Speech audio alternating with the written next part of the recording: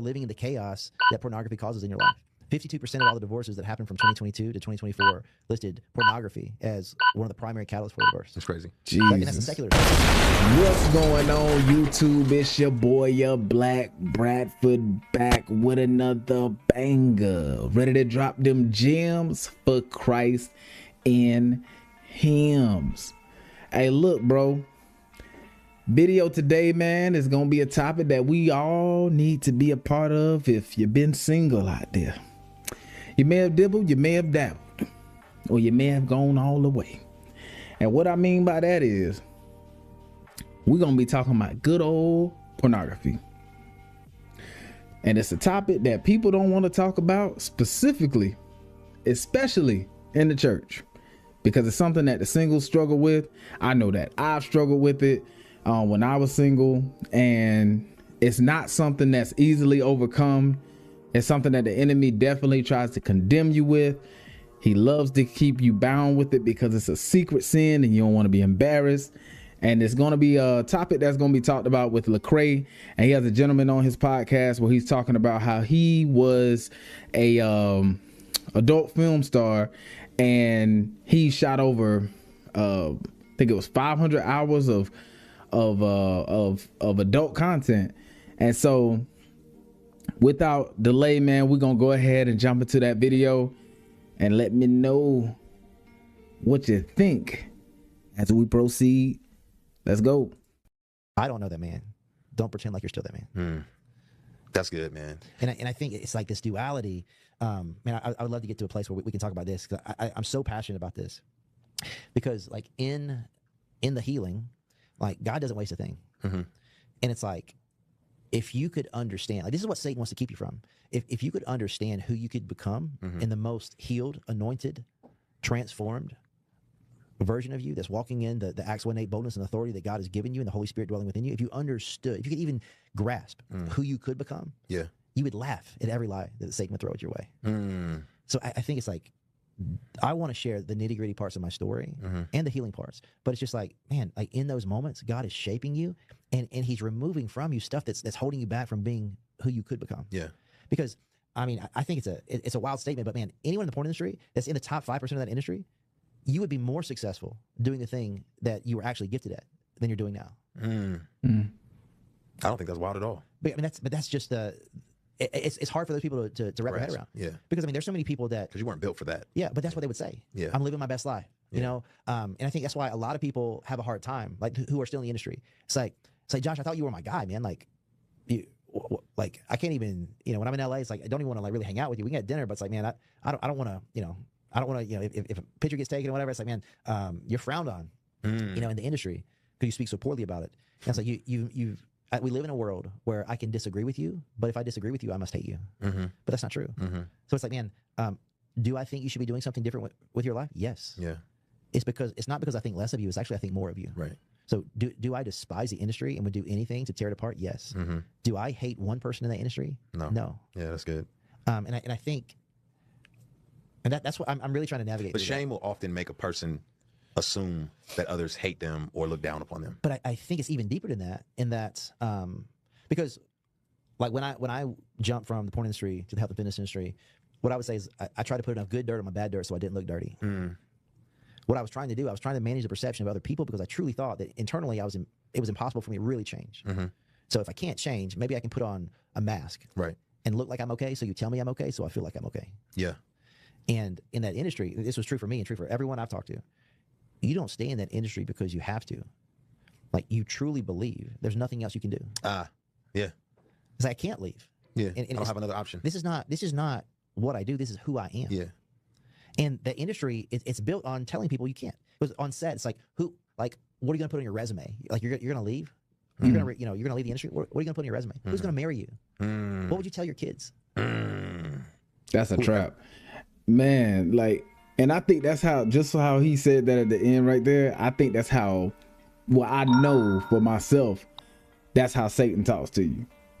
When you fallen and you watch porn and you done the very thing that you said you was not gonna do and you're done with, and you're believing God to deliver you from, and you fall into that thing, that's how Satan talks to you.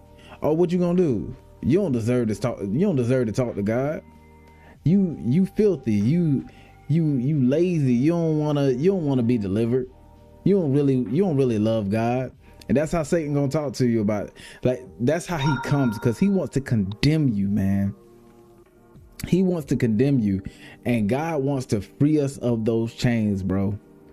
But we have to also make the decision to be renewed in our minds. We have to actually want and desire to be free. You can't say you desire to be free and you holding on to certain things. Your actions have to align with faith. Without works is dead. And so one of the things that, I mean, even down to you being on social media and you see the cheeks come across your thing, hey, report it, because it's going to cut down on that stuff being put in front of your eyes, because we must guard our eyes and our ear gates. And that's what the word says. So even down to that, like, you know, because whatever you slow scroll past, the algorithm picks up on that. It picks up on, oh, you slow scroll past Shawty.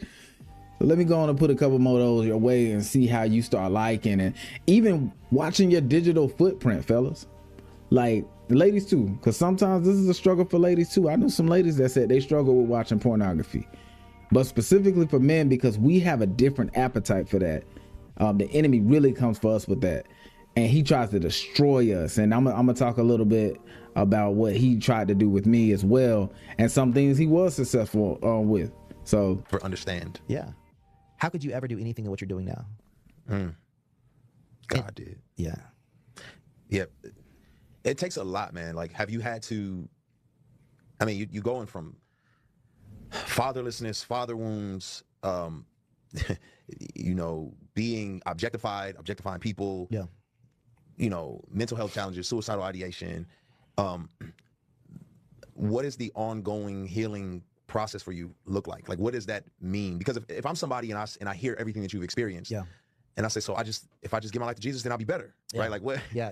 Well, your salvation will be secure, and you will be better, but your problems won't go away. Okay. Because you have disordered thinking, you've got bad habits, you've got lies that you've believed, and you know, I mean, I wrote a book last year. It's called 7 Lies That'll Ruin Your Life, and it was really about if you believe a lie to be true, it seems true to you, so you live out that lie.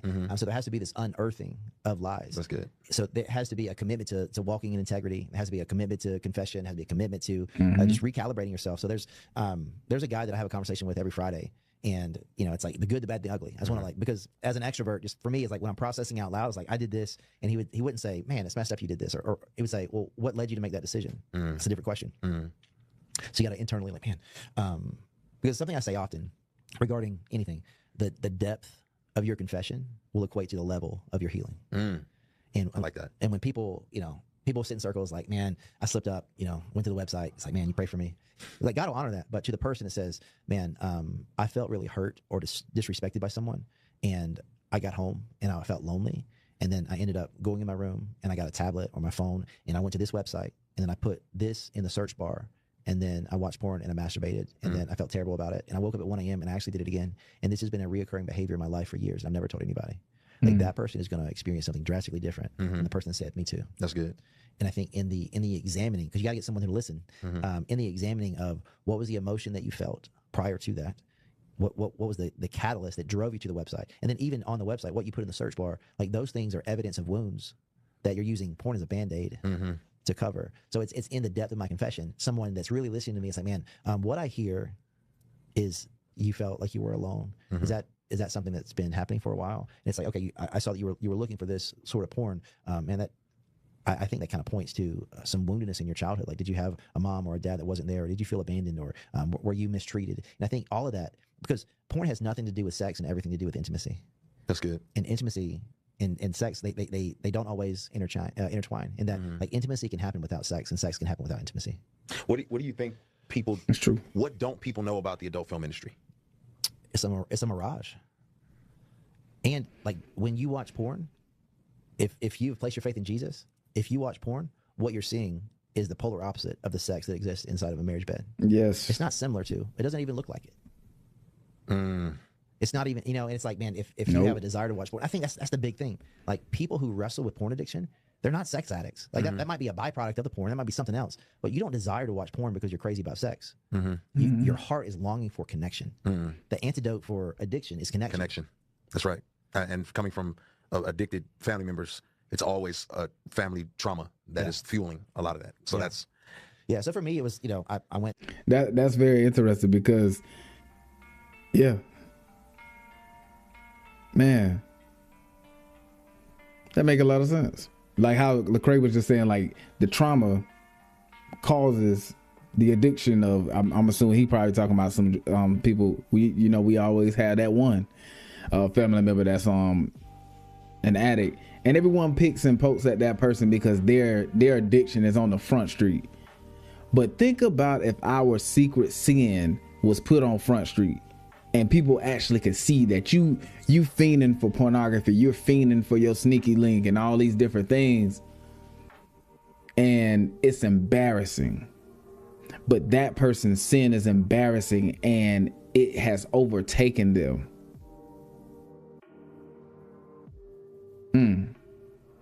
I'm gonna continue, man. To counseling for a hot minute, and it's wild because I think by no means are we in a discipleship epidemic because everyone's being discipled by something. Yes, right. But we're being discipled by the world more than the word. Yeah. And for me, all I ever knew was like sitting across from a man and being discipled, and not only here's how to read the Bible, but this is what it means to navigate conflict. This is what it looks like to be a good husband. This is what it looks like to be a good friend. Like let your yes be yes and your no be no. Yeah. Like, this is what it looks like to walk in integrity. And he just walked with me. And I think him walking with me and him holding me to a standard that I was not yet ready to hold myself to. I think that's a large part of the healing that transpired. And my wife just like refused. She refused to give up on me. Yeah.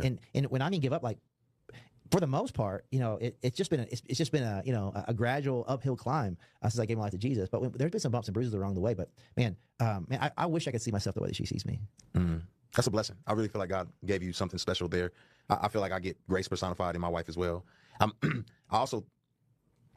I get really drawn to broken people because I've experienced a lot of darkness and done a lot of dark things in my past. Yeah. And you know, I tell people all the time, especially like, you know, Christians too, because a lot of times, obviously, it's connecting with non-believers. You know, you can talk to them from a different vantage point, but connecting with believers, I think a lot of times believers will keep things on the hush because they're like, I'm supposed to be better than this. Yeah. And I tell people all the time, I say, man, I don't care if you're in a hotel room with strippers and you're doing cocaine, you can call me. Yeah. Like, and I think you have to live. Bro, that's the biggest key that we as believers in Christ, we do not do.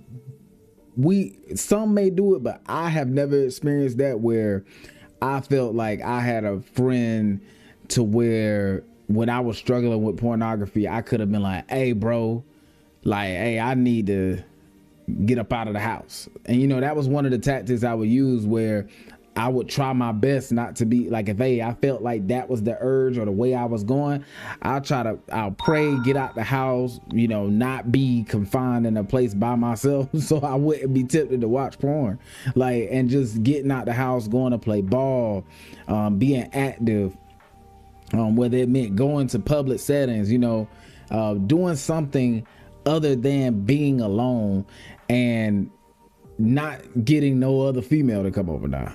Because that's another temptation in itself. Now you doing the whole full act. So I made sure that, and I failed many times, but grace is not a cloak for sin. And we can't have the mindset of, oh, I'm gonna just continue to do this until whenever. God know my heart. And he know your heart. He know it's messed up. He know you jacked up. He know that your mindset is not set on changing for him. So we have to have the mindset and the understanding of, hey, why do I want to change? And your spirit, man, has to also be fed, man. You got to be filling yourself up with the word. I remember and recall many times where I knew that that was going to be a temptation when I got home from leaving from a destination, whether it may have been even from church. The enemy is going to try to tempt me. He's going to try to steal, kill, and destroy what was just seated in me in that service. And he wants to get me to feel horrible about myself and not to be built up in the faith and being feeling confident for the upcoming week and the things that God told me I need to tackle and take on. But he wanted to try to take those things beforehand, before the week even start. And so we have to have the mindset that we want to serve Christ, that we want to exemplify being righteous and being holy in all things, even when no one's looking. Because secret sin is the most dangerous sin, because you could easily be trapped in that for the longest because no one else knows. And when you confess, like he was talking about your confession being different, you go deeper and actually ask God, hey, what is it? Why am I drawn to this? It could be even certain people, your circle of friends, like they have the spirit of lust. I've seen women that I've been around and they had the spirit of lust, and then I'll be like, I don't even like the girl. But then you're just looking at what they have exposed, or it's just something like it's the spirit. It's the spirit that's on them. So, and you're drawn to it because of what you do behind closed doors. And so you have to be careful when you entertain porn. You're also opening the doors for strange women or strange men to come your way, because that spirit feels drawn to you. It's a familiar spirit of lust. So you got to be careful with that, man. Yeah. Because it's like, how do you end up there? Well, you end up there because it was like small compromises over time. That's right. And to the person where, I get the opportunity. So I serve at a ministry called Walkworthy, and we got, podcast, resource, all that stuff. But my calling is to help the church, the body of believers, understand what biblically what a healthy sexual ethic looks like, but also what does healing and transformation look like? What is the off ramp to not looking at pornography, or not feeling desire to look at pornography, or living in the chaos that pornography causes in your life? 52% of all the divorces that happened from 2022 to 2024 listed pornography as one of the primary catalysts for the divorce. That's crazy. And that's a secular stat. 52% is crazy. And when you look at pornography use, like within the church, it's astronomical. So for me, it's like, man, if I can paint a picture of how dark it actually is, but also be a prime example of, man, purity is possible. Right. Transformation is possible. But purity does not look like, because like the virgin can be less pure than the prostitute. That's right. Yep. Because if you list your good deeds, on a spreadsheet, it's like, man, I haven't done this, but I've done that. That's why it's so not as much anymore. But it used to be just diabolical for people to it's like, man, they let you in their pulpit, they let you preach, and I just jokingly say, like, hey, David, Moses, Saul, Solomon. I was like, man, I haven't killed one person, not one, but even if I had, it's like, man, the Bible is full of sins that underneath the grace of God, they've been redeemed and transformed and then used by God. But yeah, man, if we go full circle, as we round it out, if we go full circle, you started with this father wound that made you feel like you were worthless. You end up with a heavenly Father that gives you your entire sense of worth and being. Yeah. Now you are a father. Yeah. How does your story play into you being a father now? Yeah.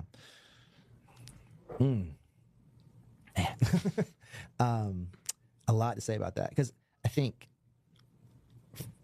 to a certain degree, God was really kind with me in that, supernaturally, it was like a Men in Black. When I gave my life to Jesus, regarding memories, I cannot recount one sexual experience I've ever had outside of with my wife. That doesn't mean that I had, I still had, bad, like disordered thinking, objectify people, when even when a new believer, like those things, I need to mature in those ways. But just time that passed, lust was something I didn't struggle with as much, but all of a sudden I found myself wrestling with rage. And I'm just like, what's going on? And then God woke me up at 3 a.m. a few nights in a row. And I was like, all right, Lord, what do you want to show me? What do you tell me? And it's like, you need to forgive your dad. It's like, man, what if reconciliation doesn't meet your expectations? Are you still willing to forgive? Like, it's easy to forgive if you reconnect with your dad and he's like, man, I'm gonna be a great dad to you. I'm gonna cheer you on. I'm gonna be a great grandpa to your kids. But what if you knew that when you extended an apology to this man, that he still wouldn't show up? the desire to forgive more difficult. Because if reconciliation is not going to match your expectations of what's going to happen, are you still willing to do it? And it's even in after you do it, like forgiveness is not like a one-time event. It's a journey. So God brought me to that point, and of course I say this to my wife, and just, you know, this is just another example of who she is. Out of the blue, she just like puts a piece of paper down on my desk and she's like, hey, there's your dad's number, call him. So I like go through my head, like, you know, what I'm gonna say and all that stuff. And when I finally call him, I had all this stuff like mapped out what I was gonna say. I had my monologue ready. And what came out of my mouth was, I'm sorry for blaming you for every wrong thing I've ever done. It was the most true thing I ever said. Because I had the rage that was in me was that every wrong thing I had done, every you know, not yet happened, you know, conflict with my kids or images sent to my wife or all this stuff, it wasn't my fault. It was his fault. That's right. And when I let that go, man, what came off of me. But even in that, you know, my son, my oldest, you know, I got a 7-year-old. He's, you know, 7-year-olds ask 5 million questions a day, and he would just be like, Dad, why don't you have a dad? You know, last Father's Day. I'm like, and I think what you do with that hurt, it matters, because God has a plan for that hurt, and Satan has a plan for the hurt. And Satan's plan is for you to suppress it and you to superimpose it onto the people you love most. Yeah. You know, it's that idea, like you bleed on people who didn't cut you. That's right. Like Satan wants you to be frustrated about something that has nothing to do with your family, and you take it out on your family. Because you just take out stuff that's, you know, people who are closest to you. So it was going through that process that I was experiencing healing. But man, when our first son was born, I remember that he's born, and you know, the nurse has him. He's got, you know, the little beanie on. He's like cone headed and still slimy. You know, like kind of, you know, cute but ugly looking. And the nurse is like, you can touch him. And I go over there and I kind of reach out my hand, and as I'm reaching to touch him, he grabs my finger, and it just like rocked me. And I heard God whisper to me, "I love you more than that." Like what you feel, that you would do anything for him, that you would lay your life down for him. Yeah. That's something I put in you, so you would understand how much more I love you. And they're just like memorial stone moments like that. Yeah. And even in like very, like really like hard circumstances. I stopped it right there, bro, but bro was spitting, man. When he talked about the, when he talked about the baby reaching out for his hand, I identify with that, because I remember when Chloe was born, like, she knew my voice, because I used to talk to Chloe all the time in the womb, and I used to always be like, yo, hey boo, read to her and say, hey, how your day going, baby? And she'll kick back and stuff. So when she was actually born, man, she was laying in the little bed, and when I started speaking, like, she had her eyes closed, but she got the like, what? Hey, I know that voice. Like, she just started turning, and like, man, that job made me feel so overjoyed. And that's how God wants us to be. He wants us to be like Chloe, you know, basically being in the womb of faith, having the understanding of walking by faith and not by sight. And when Chloe heard my voice, she just knew that I was daddy. I'm the same voice that she heard in the womb when she got outside the womb. And she knew my voice because she was already trained in hearing my voice. And that's how God wants us to be with his word as well, because when we know his word, then God tells us, hey, my sheep know my voice, and others will they not obey. So another's they will not obey. So we have to be able to understand that if I'm going to live for Christ, I have to have the desire to live my life holy and righteous. And I have to live my life according to his word, not by my own merit, not by my own standards, because God says, put to death, therefore, that which is earthly in you. And a lot of things we are trained and taught within the world, and we don't want the things of God. Like, just being honest, like, and just like the man of God was talking about, the sexual acts that are in pornography don't even mirror what intimacy and sex looks like in a marriage. And when I tell you, bro, that is so true, bro, because I was a virgin before I got married, so I had none of that experience. But then I had saw porn. You see what I'm saying? That's super twisted and perverted, because you don't know something You have an idea of something, and then when you get into the real thing, that's not it.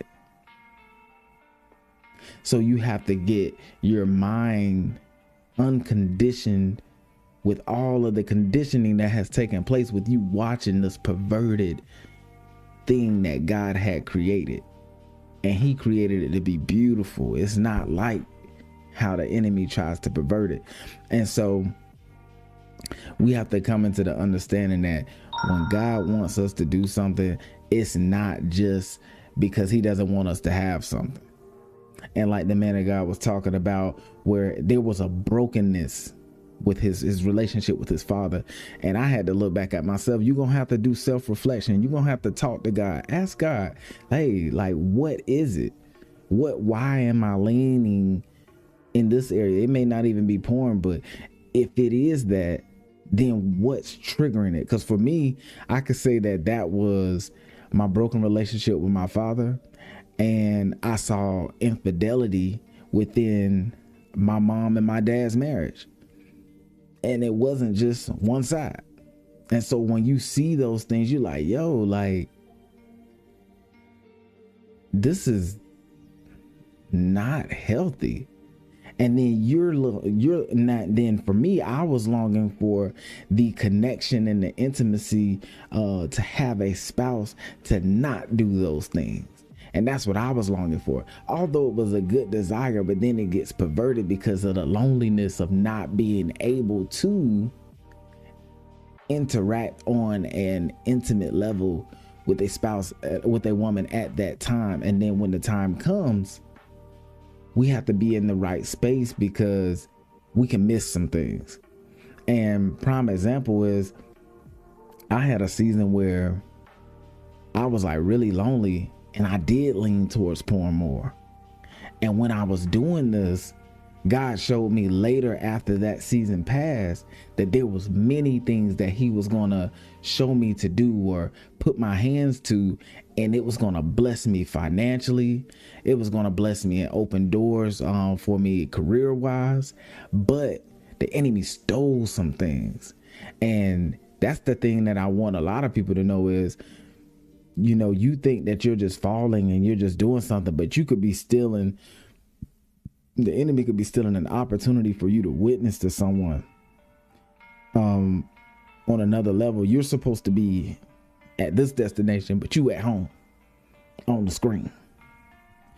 And even the possibility of you interacting with certain individuals that may have an opportunity. Like for my situation, he was telling me, hey, I'm into crypto, and if I was focused, there was a set time where crypto was booming and I was gonna be set, bro. I'm talking about set. And I missed it because of the fact that I was distracted, focusing on my hurt place, and then allowing the enemy to deceive me as if I'm lonely, but I got God. I'm not lonely. But I understand, like, from the fleshly standpoint, you're thinking everybody else got somebody.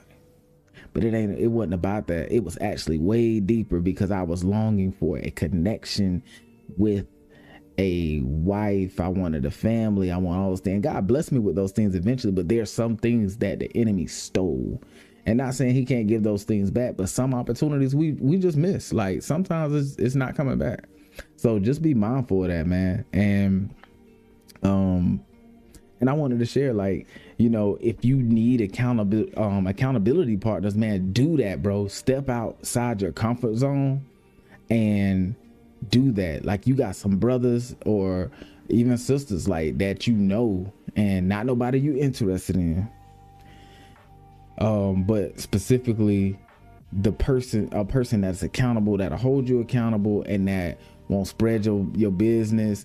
And I know that's hard to find because I never had that, but I've seen some good brothers in my church, younger men, and they have a friendship and a bond to where they really look like they're successful in that.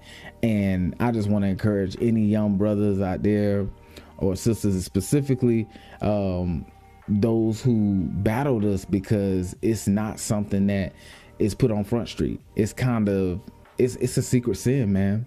It's something that the enemy really, really tries to condemn you behind closed doors and try to make you feel like you're less than and you're not worthy to be delivered or to even serve God because of the fact that you struggle with that. But you got to give it to God, and you have to confess. Like the brother was talking about confessing, you have to confess it out loud and confess it. Tell on yourself to someone who will hold you accountable, godly accountability, not somebody who's just gonna blast out your business, but someone who is understanding, loving, caring, can pray, have a prayer life, and that's helpful. Like it may even be your parents. You know, if you got a parent, like, hey, mom, dad, I'm struggling with this. Like, I just need somebody to pray for me, hold me accountable. If I'm struggling with this and I text you with this, hey, that means hit me up, tell me something to do. But I'm gonna see y'all on the next one. You already know. We got some more heat coming too, so stay tuned. Peace. Don't run away. Don't run away. You should stick around and have fun with me. I talk about Jesus, they get far from me. You don't even have to get involved with me. Like underlay. Whatever you consider where your soul gon' stay.